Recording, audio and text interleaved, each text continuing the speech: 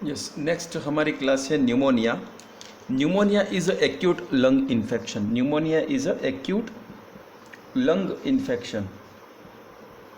और स्पेशली ये जो इन्फेक्शन है वो बैक्टीरियल होता है, लेकिन ये viral, fungal, pathogenic micro organism से हो सकता है। First point.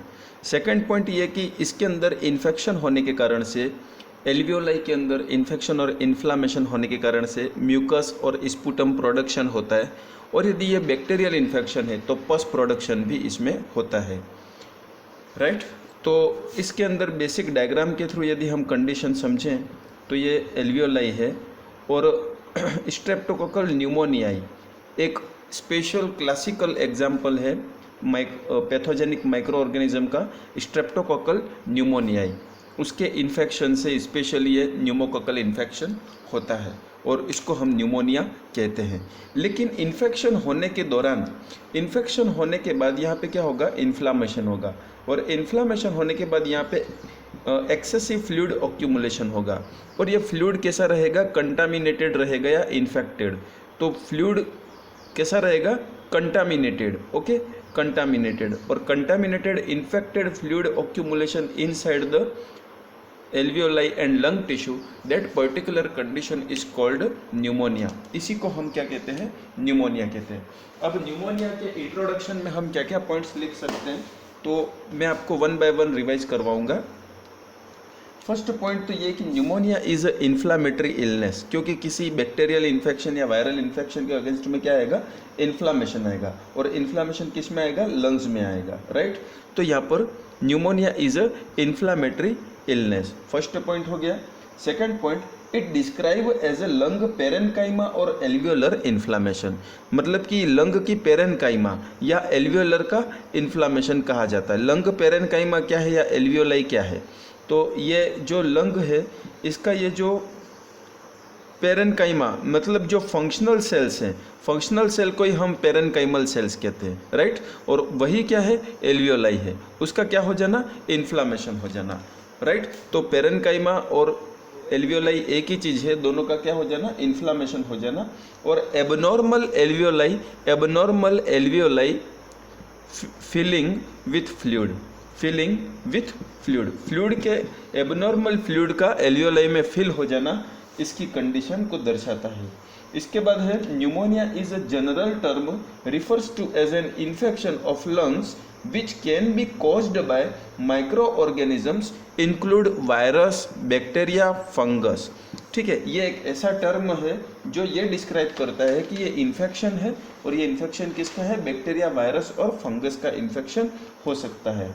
और इसके जो एयर सेक हैं जिनको हम एल्वियोलाई कहते हैं, वो फ्लूइड के द्वारा फिल अप हो जाते हैं। यदि बैक्टीरियल इन्फेक्शन है तो एयर सेक जो हैं इनके अंदर पस फॉर्मेशन भी हो सकता है। तो प्यूरुल, ठीक है, इसको अपन इस तरह से लिखेंगे,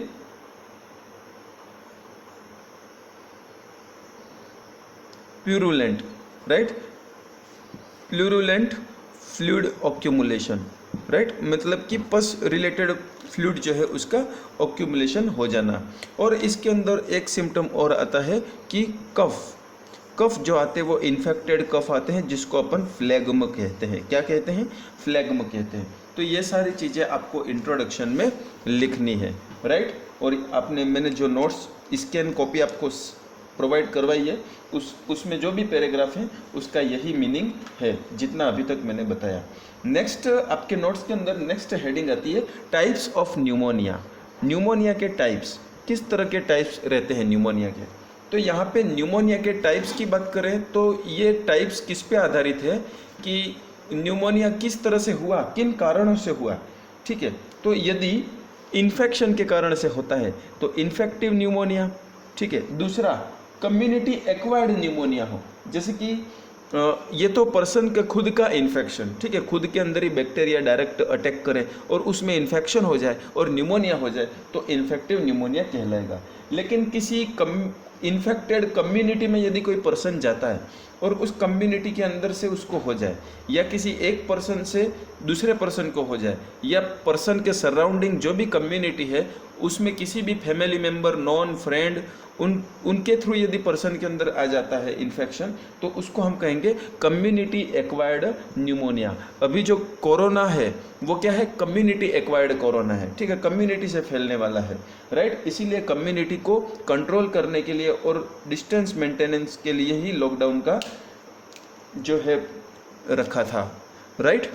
अब नेक्स्ट रहते हैं hospitalised acquired pneumonia. Hospitalised acquired pneumonia means person पहले तो सही था, इसको कोई और फीवर, आई रिलेटेड या ईयर रिलेटेड कोई प्रॉब्लम होगी, लेकिन ये जब हॉस्पिटल के अंदर एडमिट होता है और हॉस्पिटल के बाकी दूसरे पेशेंट से या सर्जरी के दौरान यदि इसको भी इन्फेक्शन मिल जाता है, ठीक है, मीन्स हॉस्पिटल में हॉस्पिटलिटी थेरेपी के दौरान या एडमिशन के दौरान या इन पेशेंट ड्यूरेशन जो रहता है, पेशेंट जितने दिन एडमिट रहता है उस एडमिट होने वाले जो भी उसके दिन है, जितने भी दिन वो पेशेंट हॉस्पिटल में एडमिट रहा है और इलाज चल रहा है हॉस्पिटल के अंदर, और उसी दौरान यदि उसको किसी पर्सन से, किसी डॉक्टर से, हेल्थ केयर वर्कर से या किसी इक्विपमेंट से, ठीक है, यदि उसको इन्फेक्शन लग जाता है तो वो कहलाएगा hospital acquired infection, right.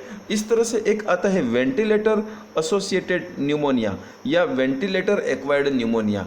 Means यदि कोई पर्सन है वो किसी वेंटिलेटर मशीन पर लंबे समय तक, आजकल कोरोना के पेशेंट यदि ज़्यादा सीवियर हो जाते हैं तो वेंटिलेटर से कनेक्ट किए जाते हैं, ठीक है, और लंबे समय तक यदि वेंटिलेटर पे यदि कोई पर्सन है, राइट, 10 दिन, 15 दिन, 1 महीना तक यदि वो वेंटिलेटर से कनेक्टेड है, तो वेंटिलेटर के सर्किट का जो है इन्फेक्शन, प्रॉपर हाइजीन मेंटेन नहीं होने के कारण से और लंबे समय तक वेंटिलेटर से कनेक्शन होने के कारण से इसके लंग्स के अंदर इन्फेक्शन जा सकता है, और ये इन्फेक्शन इसको वेंटिलेटर से मिला है, इसलिए इसका नाम क्या है, वेंटिलेटर एक्वायर्ड न्यूमोनिया।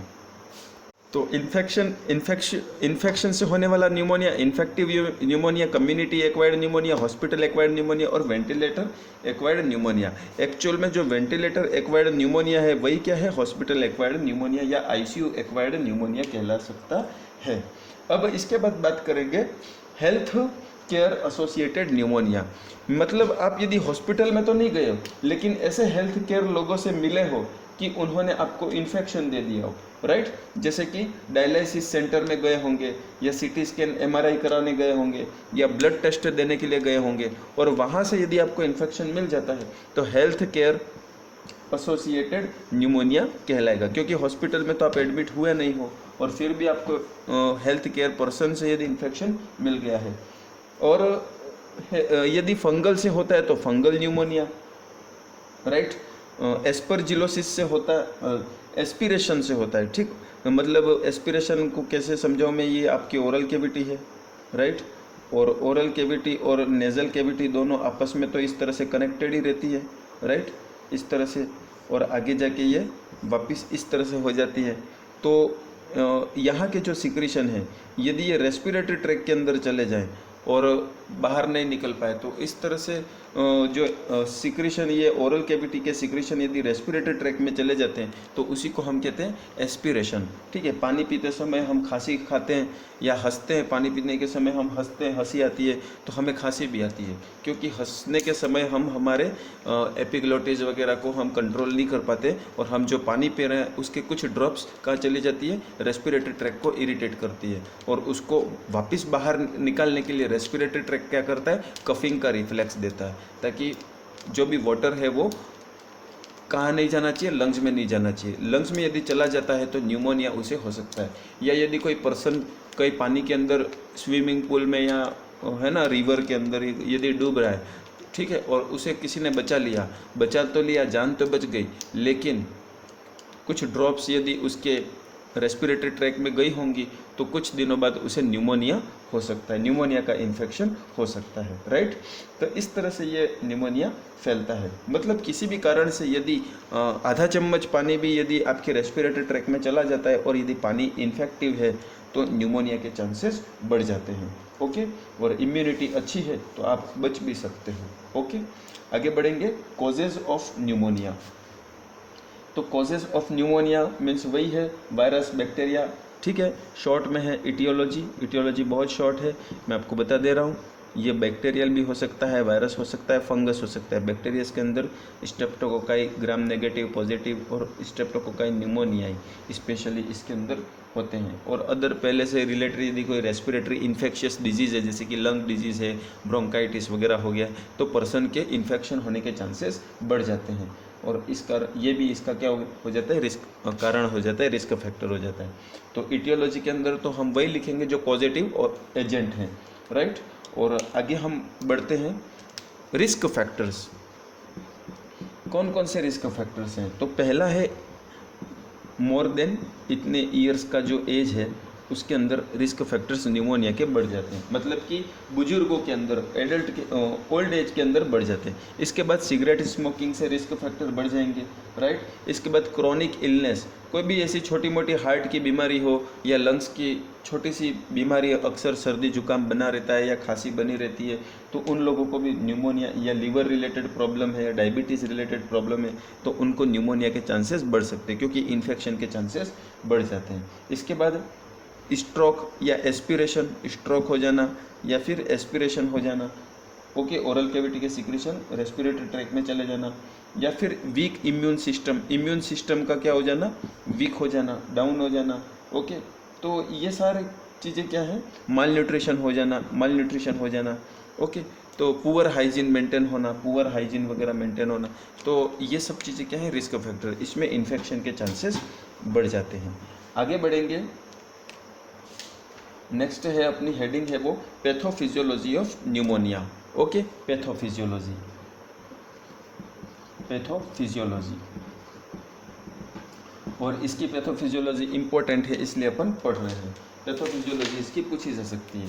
तो इसमें फर्स्ट जो पैथोफिजियोलॉजी है आपकी, वो फर्स्ट लाइन ये लिखोगे आप कि यहाँ पर एस्पिरेशन ऑफ गैस्ट्रिक कंटेंट और बैक्टीरियल इंटर्स द लंग, या तो एस्पिरेशन हो जाना, ठीक है, या फिर gastric content इंटर्स the lung, enter the lungs, lungs के अंदर या तो एस्पिरेशन कंटेंट या गैस्ट्रिक कंटेंट क्या हो जाना, इंसर्ट हो जाना लंग्स के अंदर, और उस कारण से क्या होगा, इन्फ्लामेटरी रिस्पॉन्स आएगा। क्या आएगा, इन्फ्लामेटरी रिस्पॉन्स आएगा। इन्फ्लामेटरी रिस्पॉन्स के कारण से क्या होगा, cavity extend to bronchus, okay, और abscess become encapsulated, abscess formation इसके अंदर होगा, okay. Cavity extend to the bronchus, bronchus की कैविटी क्या हो जाएगी, एक्सटेंड हो जाएगी, कैविटी एक्सटेंड टू ब्रोंकस, और इससे क्या हो जाएगा, ब्रोंकियल्स की जो कैविटी है वो बड़ी बड़ी हो जाएगी, और पस बिकम एनकैप्सुलेटेड, और इसके अंदर क्या हो जाएगा, एब्सेस जो है, मतलब जो इन्फेक्शन है ना, वो क्या हो जाएगा, बिकम एनकैप्सुलेटेड, ओके, और पस क्या हो जाएगा, कैप्सुलेटेड हो जाएगा, और उस कारण से वहाँ के जो टिश्यू है वो नेक्रोस्ड हो जाएंगे। टिश्यू क्या हो जाएंगे, नेक्रोस्ड, टिश्यू नेक्रोस्ड हो जाएंगे जहाँ पे भी इन्फेक्शन हुआ है। और टिश्यू नेक्रोस्ड होने के बाद increased production of sputum, increased sputum production, increased sputum production, right. और स्पूटम के प्रोडक्शन होने से जो एब्सेस और स्पूटम आपस में मिलेंगे तो क्या बनेगा, purulent sputum, purulent sputum, right. तो ये भले आपको इसमें दिख नहीं रहा है, मैंने बहुत शॉर्ट में बता दिया है, लेकिन मैं जो आपको नोट्स अवेलेबल करवाऊंगा उसके अंदर लाइनिंग अच्छे से लिखी हुई है, और बस सेम टू सेम वैसा ही आपको याद करना है। यदि उसमें कोई समझने में प्रॉब्लम आती है तो मुझे वापस कांटेक्ट करना है, ओके। आगे बढ़ेंगे, आगे बढ़ेंगे। पैथोफिजियोलॉजी के अंदर 4 स्टेज, ये ज़्यादा इम्पोर्टेंट है, राइट, स्टेप्स या स्टेजेस। पैथोफिजियोलॉजी के अंदर ही 4 स्टेजेस आती हैं, ठीक है, और वो स्टेजेस कैसे डेवलप होती हैं वो हम देखेंगे, ओके। फर्स्ट में क्या होगा कि यहाँ पे स्टार्टिंग के अंदर होगा, स्टार्टिंग 24 आवर्स के अंदर इन्फेक्शन होगा और स्पूटम प्रोडक्शन होगा। 24 आवर्स, फर्स्ट 24 आवर्स के अंदर क्या होगा, इन्फेक्शन होगा और क्या होगा, स्पूटम प्रोडक्शन होगा, स्पूटम प्रोडक्शन होगा, राइट। और स्पुटम प्रोडक्शन होने के बाद ये क्या हो जाएगा, cough fever related symptom create करेगा, cough and fever related symptom इसके अंदर आएंगे।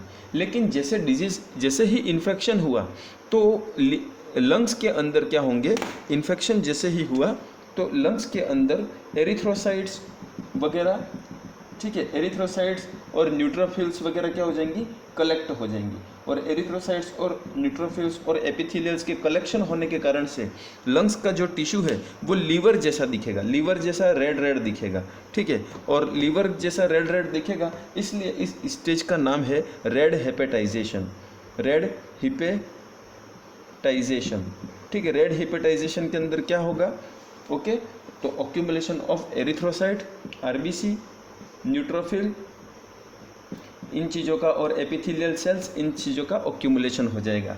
और धीरे धीरे क्या होगा, जब पस फॉर्मेशन होगा, पस फॉर्मेशन होगा तो फाइब्रोप्यूरुलेंट एक्सुडेट बनेगा। क्या बनेगा, फाइब्रोप्यूरुलेंट, फाइब्रस और पस प्यूरुलेंट दोनों का मिलकर एक्सुडेट मतलब कि फ्लूइड बनेगा, ठीक है। फाइब्रस और पस दोनों का फ्लूइड बनेगा और उसका कलर कैसा रहेगा, ग्रे कलर रहेगा। तो इसलिए इस स्टेज को कहेंगे ग्रे हेपेटाइजेशन। क्या कहेंगे, ग्रे हेपेटाइजेशन, राइट। सेल्स कैसी हो जाएंगी, ग्रे हो जाएंगी। और लास्ट में क्या होगा कि ये जो इन्फ्लामेटरी जैसे कि WBC, ओके, और जो इन्फ्लामेटरी मेडिएटर्स जो हैं, इन्फ्लामेटरी एजेंट हैं, वो डीजेनरेट होंगे और धीरे धीरे इन्फ्लामेशन वापस कम हो जाएगा, राइट। तो इन्फ्लामेटरी एजेंट का डीजनरेशन ब्रेकडाउन होने के कारण से इन्फ्लामेशन वापस कम हो जाएगा, उसको हम कहेंगे रिसोल्यूशन। क्या कहेंगे, रिसोल्यूशन। और सिम्टम वापस धीरे धीरे सप्रेस हो जाते हैं। तो इस तरह से ये 4 स्टेजेस थी न्यूमोनिया की, ओके। और नेक्स्ट वीडियो के अंदर देखेंगे कि डायग्नोस्टिक इवैल्यूएशन क्या है और मैनेजमेंट क्या है। ये था न्यूमोनिया पार्ट 1। न्यूमोनिया पार्ट 2 के अंदर हम देखेंगे diagnostic evaluation, management, clinical symptoms, diagnostic evaluation, management और नर्सिंग मैनेजमेंट हम देखेंगे न्यूमोनिया पार्ट 2 के अंदर। Okay, thank you.